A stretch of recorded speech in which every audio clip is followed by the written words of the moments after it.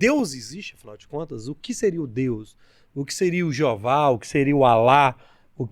Né, assim, o que seria Deus? O que a psicologia, o que a ciência fala de Deus? O que é Deus? Legal. Vou falar primeiro o recorte, ou pelo menos um dos recortes dentro da ciência, ou mais especificamente da psicologia da religião, para a gente entender Deus. Porque cada pessoa pode ter uma concepção diferente. Eu conversei com o Arthur Petri, do A Deriva, sobre isso há uns meses. Ele falou, Daniel, mas a visão que eu tenho de Deus é diferente da sua. E pode ter pessoas com visões e visões a respeito do que é Deus, ou uma divindade, ou as divindades. Perfeito. Mas quando a gente está numa discussão mais acadêmica, a gente tem que fazer um recorte, uma definição bem clara, para o nosso diálogo fazer sentido. Certo. Porque se alguém fala que Deus é amor, então Deus existe, porque o amor existe. Mas qual que é a relevância dessa definição para a questão do sentido da vida? Para a questão se vai ver alguma coisa depois da nossa morte, ou sobre o início de tudo. A definição Deus é amor não faz cócega nisso, não explica nada. Por que tudo existe em vez de não existir nada? Por isso que nessas discussões mais filosóficas e até científicas sobre a existência de Deus, a gente prefere falar que Deus é um ser invisível, poderoso, que criou as coisas que existem. Descansou no 7º dia. E interfere no curso dos acontecimentos. Ele teria um apreço pelo ser humano, também é uma outra característica. Ou seja, a gente é em alguma medida importante para esse ser, ou para esses seres, se forem divindades. Então a gente fala que é um ser pessoal. É um ser que é como se fosse essa pessoa virtual que o Daniel Dennett define. É uma pessoa que pensa, é um ser que toma decisões, que tem sentimentos, mas é um ser invisível, que pode ser perfeito de acordo com algumas concepções, que pode interferir mais ou menos no curso dos acontecimentos e por aí vai. Então, essa é uma definição boa de trabalhar. É um ser que é pessoal, que ele se assemelha com a gente em alguma medida, que tem todo esse poder e interfere no curso dos acontecimentos. A gente pode barganhar com ele, a gente pode bater um papo para, de repente, ele nos favorecer. Essa é uma possível definição. E para mim, esse tipo de Deus, né, se você quiser a gente entra um pouquinho aí, eu não consigo acreditar. Eu não vejo como o universo funciona, o que eu entendo da natureza, da nossa espécie, tudo, como sendo compatível com essa visão de um Deus que está por aí, tendo criado tudo e intervindo no curso dos acontecimentos. Para te dar um exemplo, que é um exemplo clássico, que a ciência está fazendo seu trabalho e não está nem preocupada com a religião. Está fazendo vacina, está levando o ser humano à lua e por aí vai. Genoma, clone. Exato, Mas existem algumas descobertas científicas que podem entrar em conflito com algumas crenças religiosas. Sim. Às vezes sem querer, nem era a intenção do cientista.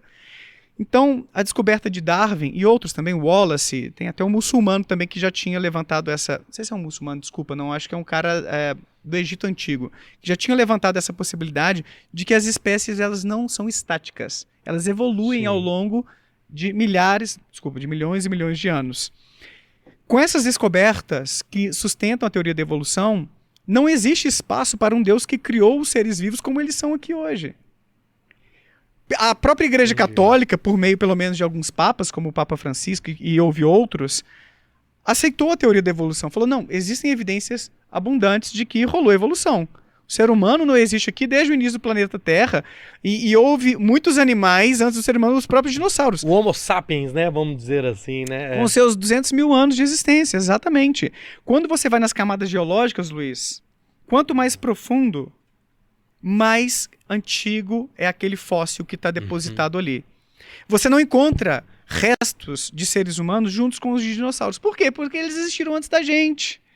Você não vai encontrar, então, evidências, entende? Geológicas, evidências genéticas também, anatômicas. Existem vários tipos de evidências que corroboram a tese da teoria da evolução, inclusive até algumas evidências experimentais ultimamente. Então, é só para ilustrar que a ciência, às vezes, ela traz algumas descobertas que entram em conflito com algumas crenças religiosas. E é claro que, eu acho isso saudável, que os líderes religiosos vão tentar o quê? Ouvir essa ciência e adequar sua narrativa, ter alguma flexibilidade. Como esses cristãos que entendem o quê? Beleza, a evolução existiu, hoje pela ciência não dá mais pra gente negar isso, mas Deus guiou o processo. Eu acho legal, pelo menos você não tá negando a ciência, você não tá sendo negacionista, falando, não teve nada disso não, porque foi o diabo que colocou o fóssil ali para confundir a gente, né? Que é outro tipo daquilo que você falou antes, né? Que é um mecanismo que a gente chama de ressignificação. Diante de uma refutação, uma contestação ali, ó, na cara, a pessoa que tem uma crença muito preciosa para ela ressignifica. Então, deixa eu inventar uma desculpa para isso, mesmo que eu não tenha prova. É tipo o paranormal quando erra na sua previsão, na sua habilidade de vidência ou coisas do tipo. Tem um famoso no YouTube, inclusive, que tem um vídeo muito curioso. Foi analisado, não vou nem mencionar porque esse cara processou esse youtuber grandinho aí que analisou ele. O que aconteceu? Ele foi... Desculpa fazer uma leve digressão, mas só para ilustrar um pouquinho o raciocínio. Ele foi na casa de um casal para fazer uma limpeza espiritual. Daí...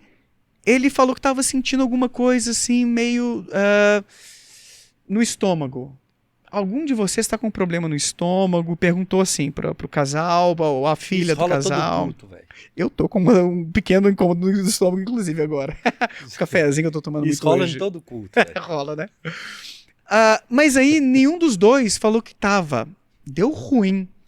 Aí aí eu não sei se ele perguntou ou a mulher falou alguma coisa do tipo, mas eu tô com um desconforto no pescoço esses dias. Aí ele, é isso, o espírito entrou pelo seu pescoço e alojou no seu estômago. A gente tem que fazer a limpeza aí desse espírito até hoje.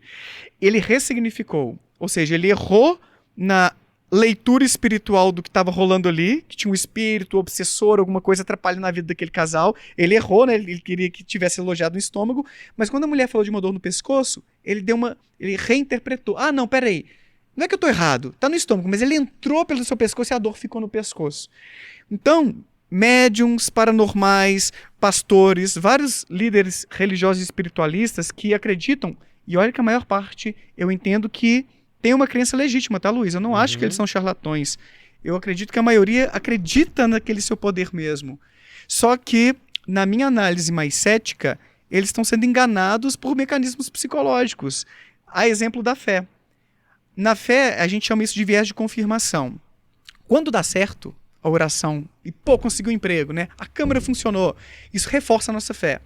Quando não bate com o que eu pedi, ou eu ignoro, eu esqueço isso, ou eu ressignifico. Que é isso, que é dar uma interpretação. Não estava na hora, não era para ser. Então eu acabo o quê? Blindando a minha crença contra o mundo que o tempo inteiro mostra que isso não é racional. Mas é tão importante para mim que eu tenho uma razão forte de blindar e de ressignificar para aquilo continuar existindo. Cara, isso é muito doido, velho. Sabe por quê? Que eu fico... A minha viagem, gente falando de Deus, de tudo... né? Não é aquele senhor sentado lá observando tudo e tipo assim, do mesmo jeito que eu pedi pro cara, Deus, quero que a câmera funcione pro meu negócio aqui, tem um cara lá na não sei onde pedindo um prato de comida. Exato. Mas ele tá ouvindo o que eu tô pedindo aqui pra ligar a minha câmera, sacou? Né? Então assim, ele tá em todos os lugares e tudo. Então assim, isso é um questionamento que deve rolar muito na cabeça de muita gente. Por outro lado, é uma boa questão. Por outro lado, quando a pessoa pede uma questão de saúde e tudo e resolve, é tão bom, tão prazeroso que aquilo personifica, né, naquela própria pessoa. Fui curado de uma doença, Deus é bom demais por causa disso. Isso vale mais do que os outros nãos que tenha rolado, talvez. É exatamente isso. É mais poderoso, né? Exato. É o viés de confirmação. A gente tem uma inclinação, o Ronaldo Pilate, em seu livro Ciência e Pseudociência, aborda isso muito bem, para quem quiser se aprofundar. A gente tem uma inclinação a procurar no mundo as evidências, os acontecimentos que confirmam aquilo que eu quero acreditar. Por quê, Luiz? Porque as nossas crenças têm uma função muito importante para o nosso bem-estar.